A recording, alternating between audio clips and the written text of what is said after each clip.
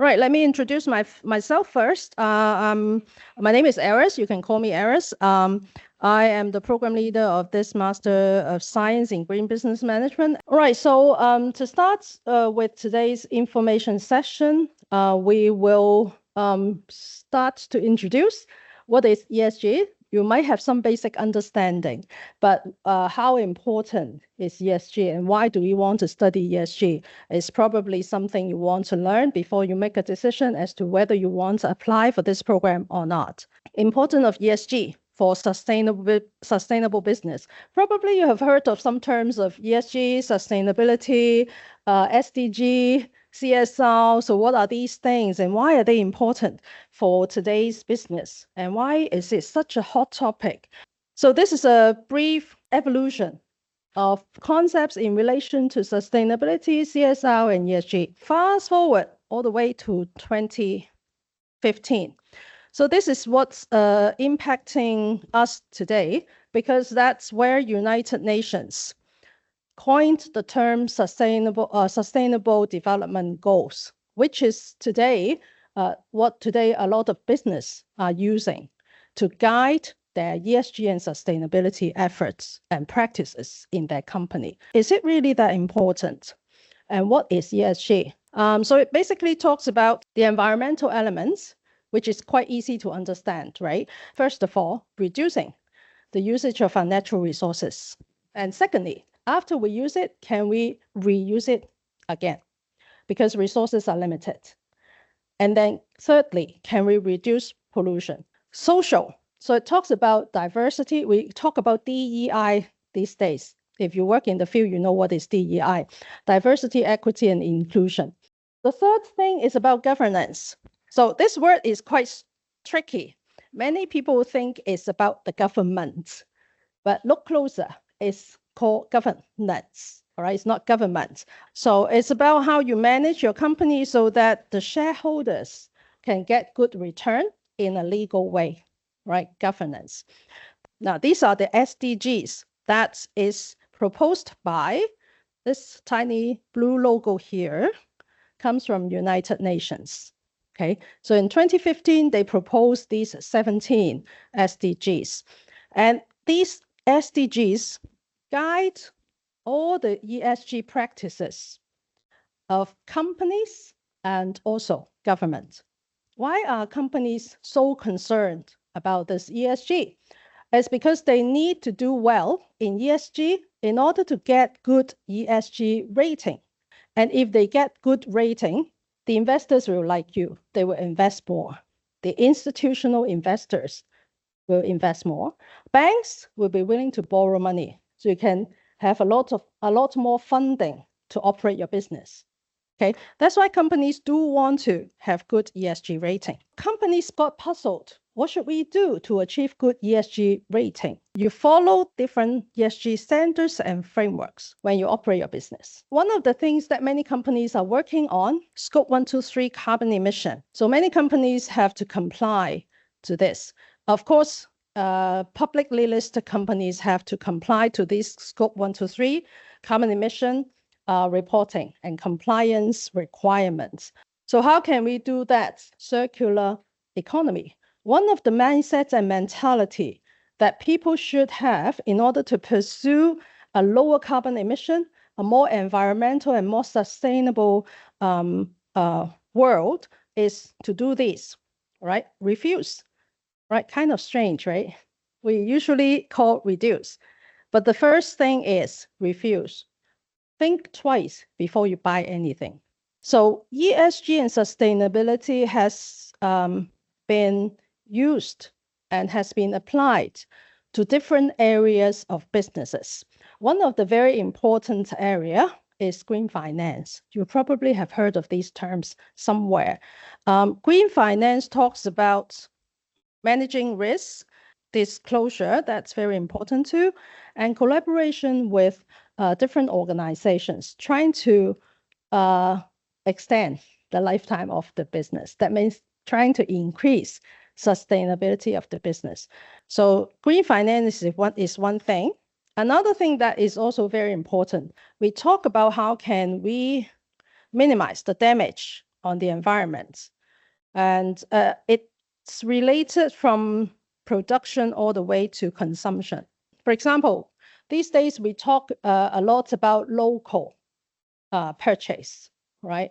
Using local farm produce to make our products, to make dishes that we consume in restaurants, right? And we have new concepts like farm to table. You want to have a small piece of land where you grow some greens, maybe some vegetables, and then you can use it directly in the restaurant that you run, right? Farm to table. We talk about these different concepts because we want to reduce the pollution on the environment. We don't want to pollute the environment too much, so we consume resources from local community, from local farmers. So how can we use the accurate calculation of our warehouse, our delivery, to make sure our supply chain management is greener? Sustainable marketing. Marketing sometimes actually waste a lot of resources, right? You receive a piece of paper coming to today's information session, right? So what are companies doing? For example, in our school, we used to print prospectus for our students. Now we put everything online, right? Trying to reduce the use of paper, trying to be greener, trying to help with the environment by saving the trees. So increasing consumers' awareness, helping to save resources, conserve resources, trying to use packaging that's more sustainable in terms of the resources. The last part of things that we want, the topics that we want to talk about is sustainable tourism. Tourism is an area that is constantly criticized by the public in terms of the pollution that they have created. Because imagine you go to the hotel or you go on a trip, how many one-time use materials did you use during the trip? When you stay at home, you won't be washing your bed sheets every night, right? Normally, you don't wash your bed sheets every night. But if you go to a hotel, they wash the bed sheets every night. That's why they're asking the customers to help. If you don't need to wash the bed sheet, tell them. If you don't need to wash the towel, tell them. So they save the water and also avoid water pollution. Okay, so sustainable tourism is one big topic too. We're done about the introduction of ESG. So I hope I give you a brief framework or a brief understanding as to why ESG and sustainability is important for businesses. Then we want to move on to talk about our program. Okay, now as you can see from our program, there are a few, other than the program name, there are a few logos here and there, right? Altogether, there are 5 logos. So let me explain to you a little bit about these logos. First of all, you can see at the top here, there is this Hong Kong Polytechnic University, and then College of Professional and Continuing Education, we call it CPCE. CPCE is a part of PolyU, it's a subsidiary of PolyU. We basically offer self-financing programs, associate degree, top-up degree, master, or short courses. So self-finance program. And since we are a part of PolyU, we offer programs based on the PolyU quality assurance system. So all of the, for example, the GPA system, how do we calculate the GPA? How do we approve a program? All following the PolyU quality assurance requirement. On the right-hand side, upper right-hand corner, is our new temporary logo, used only for this year because this is the 25th anniversary of PolyU Speed. Okay, so we have been offering degree programs for, I think, around 20 years' time. So quite a long history for us. And then the other 2 logos. So what are these logos? On the lower left-hand corner, Research Center for Green Business. I think 2 years ago, we have established this research center using government funding. So government supported us to establish this research center for green business. And with this research center, our colleagues can do research focusing on the issues faced by businesses on the green perspective. Okay, so if they want to be environmentally friendly, is there any issue? How can they do it more effectively? That kind of research. And this research center will provide resources for our master program as well. So the latest research study results will be used for teaching.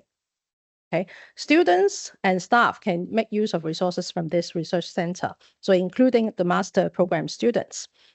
On the lower right-hand corner is AACSB. Now, I don't know if any one of you heard of this organization, but it's one of the biggest accreditation organization. So they basically accredit business schools from around the world. Right now, only less than 6% of the world's business school are accredited by AACSB. So we put the logo there. Of course, we are accredited by AACSB. PolyU SPEEDS program received the accreditation 2 years ago. And we are the first self-financing institution to receive this AACSB accreditation. Okay, so that hopefully gives you some confidence in case you are not very familiar with us. Right, so we have 3 programs. Our first cohort will be January 2025. Now, some of you have seen this phrase here.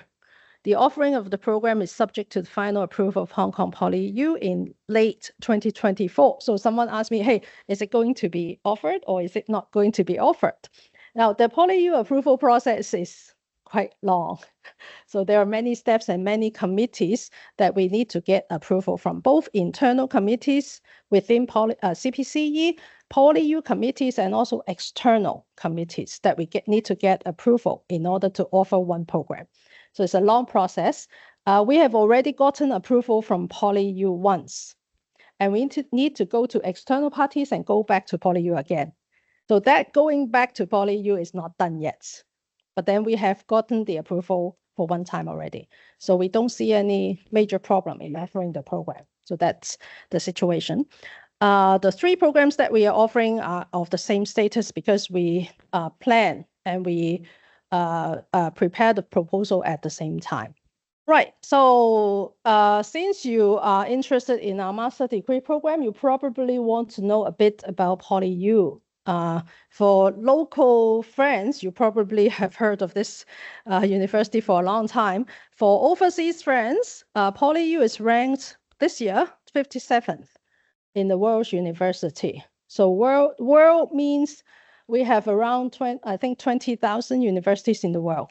We are the top 100. Right, so that's our reputation. And other measurements, I think if you search university ranking, you will find these 2 at the top because they're the most widely accepted university ranking bodies. So the other one, Times, this is from UK, the Times Higher Education ranking ranked us at 87th. So still we are top 100. So I think this tells our reputation and how good we are in terms of the various quality measures. So this is what I have just mentioned to you, the first self-financing tertiary education institution in Hong Kong to have earned this AACSB accreditation. It's really tough. We spent a couple of years to get this accreditation. So it's not like submitting one report and get it done. Oh, no, because they look into all of our programs. They visit and they also ask a lot of questions, wanting to understand whether our quality standard is really good, right? So they have a lot of requirements that we have fulfilled. If you graduate from this university, this program, this is what you will get. Right. Many people ask me, hey, will there be a PolyU logo or will there be a SPEED logo? There is no SPEED logo because we are sort of a department. of PolyU. And PolyU is the only authority to issue a parchment. And SPEED or CPC do not have the authority. All our certification comes from PolyU, right? So only PolyU's logo is available on your parchment. Of course, we have the SPEED's name because we have to distinguish from the UGC-funded, government-funded program from PolyU because we offer self-financing programs, okay? So this is roughly what you will see in your parchment. So these are the following information are what you have seen, you have already seen on our website, okay? So I'm just going to highlight a few of them. This program aim at talking about green business management. So there is no specific emphasis or no specific focus, right? You can consider it a general management or like a BBA. So it's a general management and business degree. And the characteristic which we think appeal to many people in different industry is because of its comprehensive curriculum. We cover 4 major areas in businesses. We cover accounting and finance. We cover marketing. We cover management and also tourism and hospitality, right? The 4 major areas that is also the focus of our university.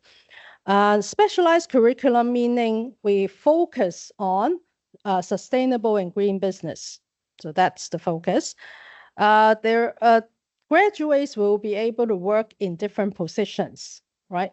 Now, the thing is, you have to consider for yourself, depending on what you are aiming at, if you want to specialize in becoming an ESG analyst or certified ESG analyst, then you should be studying a program that focuses on that area, which is very finance focused, right? Which is not this degree, okay? You can go to other universities. PolyU has one, but this program do not focus on a particular field, which is the investment and finance area. We provide a more general and comprehensive scope for green business. So you have to distinguish the two to see if it fits your needs. Okay, so these are the compulsory subjects. And on the right-hand side are elective subjects, and students have to choose 2 out of these. Okay. So all of the subjects are 3 credit subjects, except for this one, because this one is about academic integrity and ethics that all of the students have to study as a graduation requirement. So all of the subjects are 3 credit subjects. Now, as you can see, I've been interviewing students who have applied for this program. Many students said, I'm very interested in this ESG management, compliance, and reporting subject because maybe their work is a little bit related. Many others are interested in environmental assessment and control. Some are interested in this subjects that focus on different areas because they want to get a more widespread and more wider scope of different subjects, different areas. And depending on your work requirement or your interest, you may also choose some of this. For example, if I come from a property developing background, then I would definitely choose the first one, smart cities. Okay, so depending on your the industry that you're working in or the role that you're working in, if I come from a PR background, I would choose this one. Okay, so depending on your interest and your work characteristics, you can pick subjects that are suitable for you. And our research center organize conferences, seminars, and workshops for students and also colleagues. So these are more recent conferences that we organize. We will be having one in December this year. So larger scale conferences like this one from, I think, last year, Smart Tourism. So students will be able to join. We will invite them to join these conferences. So they listen to, usually we will invite practitioners, people in the industry to share their experience. So students and colleagues can join. We invite them. They're more than welcome to join. In terms of career, depending on what you're doing, you may want to some students would like to, in future, explore the possibility to work in the sustainability field in their company. So there are posts like ESG manager, ESG analyst that some people might want to venture into. And when we prepare this program, we did some research on the job market in Hong Kong. And we can see that from high-level posts to middle management to junior posts, there are plenty. The reason is because this is really an expanding or very trendy scope that many companies are expanding, increasing their efforts and resources on this area. Further study, because this is a master degree program, of course, if you have successfully completed the program, there are opportunities for you to continue with your study in a doctorate degree. It could be more relevant would probably be DBA, Doctor of Business Administration. But if you are very keen on, you can also choose, let's say PhD, very research focused, right? Or you can choose Doctor of Tourism, Doctor of Education, right? There are different types of doctorate degrees that you can consider. And if you're thinking, maybe doctorate is a little bit too much, but can I, after I've studied this program, I find that I have keen interest to pursue a career in this area. Can I get some professional qualification so that I can work in this area to produce ESG reports and to fulfill the compliance requirements of the government? If you are interested in that, then there are plenty of ESG courses available in the market. Of course, because this is still developing, this is a developing area, you have to pick the good quality ones, all right? By good quality, you can consider some internationally recognized organization, because currently there are local organizations offering this certification. There are also international organizations. So I've quoted two for you, just for your consideration. We don't have any tie to them, but they are offered. This one is offered by WISDP, which is also a worldwide organization, or the other one, which is from European Federation. So these are internationally recognized organizations that you can consider. But if you're not interested to become a specialist, that's still okay. Right, so this is also what you have seen on our website, which is the requirements. So in general, we will admit students who have completed a bachelor degree, and either is the bachelor degree is taught in English, the MOI is English, or that they have obtained other English qualification, such as IELTS, TOEFL, etc., public exams on English, right? But if your degree, let's say if my degree is if I study my degree in the US or UK, is taught in English, then you basically don't need to have the English requirement. Of course, we'll undergo interviews. Right now, we are interviewing every applicant. Okay, so to find out, because we want to find out if the applicants can understand English. Because if they cannot, they basically will learn nothing from the course, right? Because it's taught in English. If you don't understand, it would be very tough for you. Now, we do have a mature applicants path, but there are limitations towards the quota for mature applicants. So if you have already gotten a bachelor degree, then you don't need to fall into the mature applicants group.